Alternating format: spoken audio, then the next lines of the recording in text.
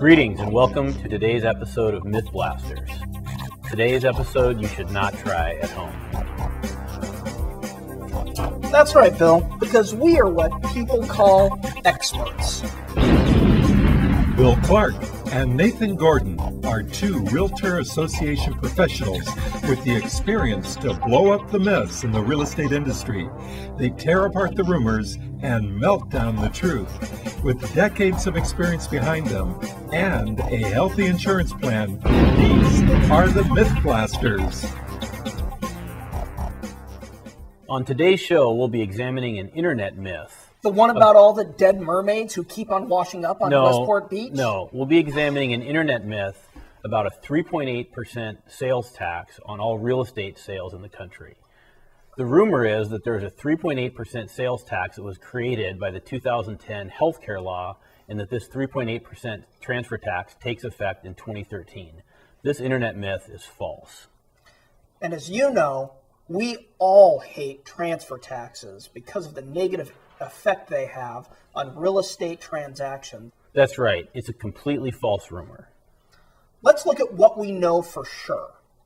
What we do know for sure is that the Healthcare Reform Act included a 3.8% income tax increase on high-wage earners. That's a very narrow section of wage earners in this country. This guy, if he or she is your client, this person needs to understand the tax inside and out. Well, maybe not that rich, but high income based on the tax year a home sells or any other capital gain is realized.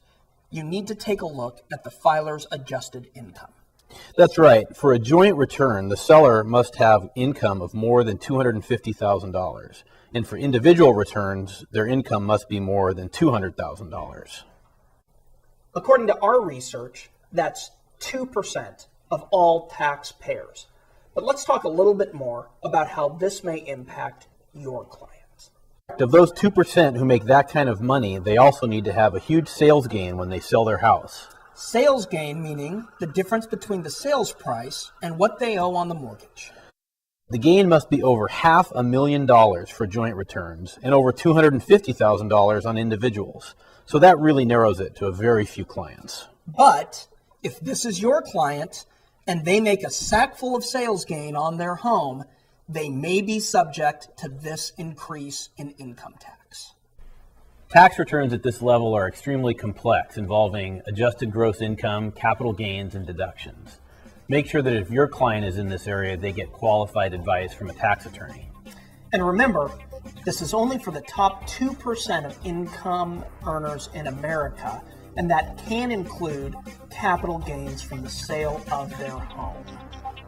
But there is not a 3.8% tax on all home sales. This myth, Blasted!